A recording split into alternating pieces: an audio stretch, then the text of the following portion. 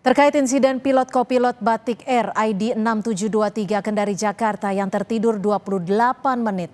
Kita kupas bersama salah satu penumpang pesawat Batik Air yang ikut dalam penerbangan tersebut, Givala Origa, dan juga pengamat penerbangan Alvin Lee. Dan juga kami sudah berupaya untuk mengundang pihak Batik Air, namun hingga sore ini belum ada yang bersedia bergabung. Untuk itu kami akan langsung menyapa Mas Givala. Terima kasih sudah bergabung bersama kami.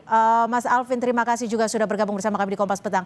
Mas Givala, boleh diceritakan kapan Anda mengetahui pesawat yang Anda tumpangi ini pilotnya tertidur selama 28 menit? Oke, terima kasih sebelumnya.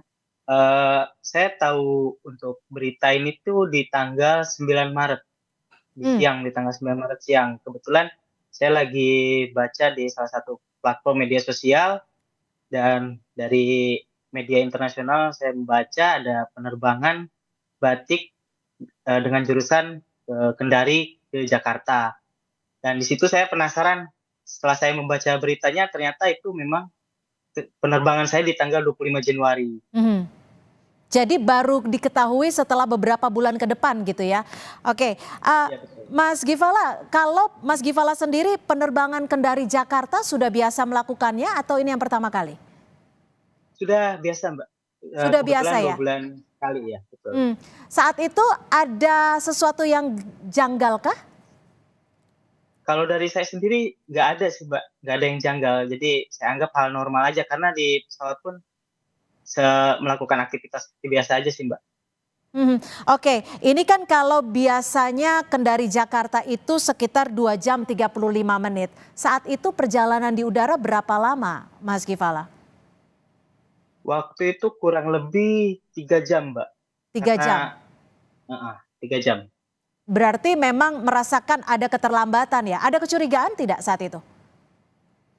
Kecurigaan saya tetap nggak ada kecurigaan sih, Mbak, karena aktivitas di pesawat normal juga dan tidak ada pemberitahuan apa-apa dari kru pesawat, jadi saya anggap normal. Oke, ini kan keterlambatan pendaratan kurang lebih dari 20 menit. Saat itu apakah pramugari ataupun apa namanya ada pengumuman atau ada pemberitahuan? Nggak ada sih, Mbak, nggak Oke, ada. jadi Makanya berjalan itu, normal seperti biasa ya? iya, betul betul. Mhm, mhm. Untuk di tampilan rute ada tidak di layar bangku penerbangan? Ada, Mbak, untuk di tampilan rute dan jam tiba itu ada di layar. Saat itu tampilannya di jam sesuai jadwal kah?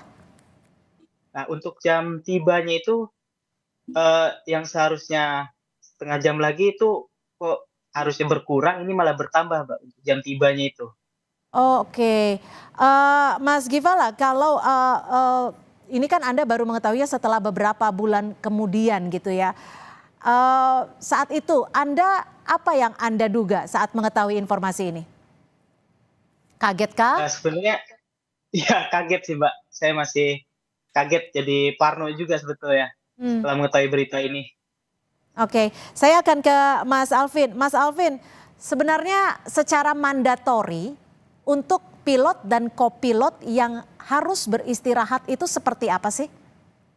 Ya, kalau untuk peraturannya itu beristirahat bukan pada saat terbang ya.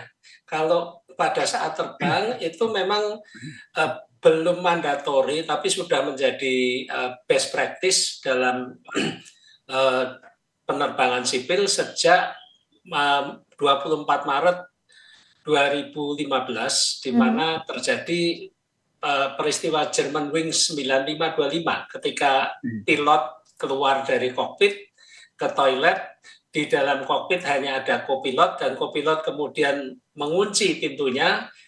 Kopilot dalam kondisi stres dan dia menjatuhkan pesawatnya menabrak gunung. Setelah itu ada SOP dari masing-masing perusahaan penerbangan bahwa, dan ini internasional ada kesepahaman ya, bahwa di dalam kokpit itu harus ada 2 orang. Jadi kalau salah satu pilot itu sedang tidak aktif, baik itu sedang mungkin tidur untuk penerbangan panjang, atau mungkin ke toilet, atau mungkin ke galley, ke dapur dulu untuk ngopi, itu harus ada satu awak kabin, atau mungkin kalau ada pilot cadangan yang duduk di kursi penumpang itu harus ada di dalam kokpit. Jadi itu harus ada 2 orang. Ini untuk mencegah seperti tadi, kalau satu sedang tidak aktif, yang satunya juga tertidur, itu kan pesawat tidak ada yang mengendalikan. Oke. Itu best practice-nya gitu, tapi sekarang ini belum mandatori. Demikian. Mas Alvin, ini kan autopilot biasanya juga digunakan. Biasanya ini autopilot ini untuk pilot yang beristirahat itu di ketinggian berapa bolehnya? Tidak, jadi autopilot ini adalah memprogram pesawat bisa untuk menuju titik tertentu dan ketinggian tertentu, atau mengarahkan pesawat pada arah tertentu saja. Nah, ketika arah tertentu ini yang digunakan oleh pilot 6723, ID 6723 itu hanya arahnya, bukan menuju titik tertentu dan ketinggian tertentu. Dan ini biasanya autopilot ini diaktifkan setelah pesawat ini take off dan positif climb ya, jadi sudah cukup stabil. Untuk mengarahkan ke jalur penerbangan itu kan ada titik-titiknya, dari satu titik ke titik lain itu sudah masuk program, ketinggiannya berapa, ya udah. Nah, dalam kasus ID 6723 ini ternyata jalur yang diatur itu cuaca kurang baik, sehingga autopilot itu diubah menuju arah lain, menghindari cuaca buruk itu tadi. Oke. Baik, Mas Gifala, ini juga kami akan menampilkan video ataupun gambar yang sempat Anda upload ya. Ini bisa diceritakan apa yang digambarkan di sini? Oke, jadi kebetulan kan memang karena jalurnya tidak biasa ya Mbak, dan saya mengetahui bahwa itu pantai selatan, karena saya juga memang berasal dari selatan ya. Jadi saya abadikan momen itu untuk untuk saya gitu loh. Jadi memang Anda menyadari ya bahwa ini tidak jalur biasanya yang seperti Anda lalui gitu ya? Betul. Dugaan Anda saat itu apa?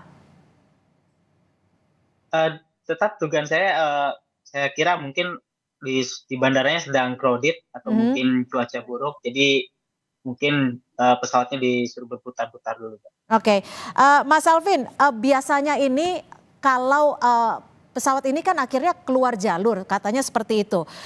Ini keluar jalurnya apakah karena memang pilot tidak menanggapi komunikasi dari darat, atau memang sistem autopilotnya yang bekerja? Ya, pertama autopilot itu kan diarahkan ke track ke arah barat, barat daya, dan tidak diubah-ubah, dan juga ketinggian 36.000 kaki itu tidak diubah-ubah. Jadi ya pesawat stabil terus sampai nanti diubah lagi oleh pilotnya.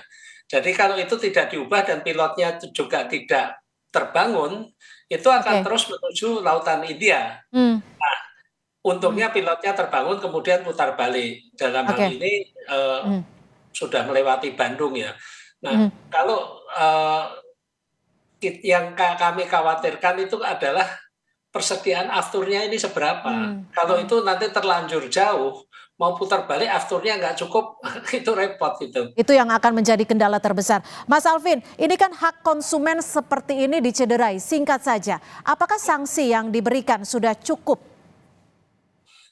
Iya, saya agak berhati-hati soal sanksi ya, karena dalam penyelidikan kecelakaan pesawat udara itu kita tidak membicarakan sanksi, tapi lebih mencari akar permasalahannya apa dan rekomendasi untuk pencegahannya apa.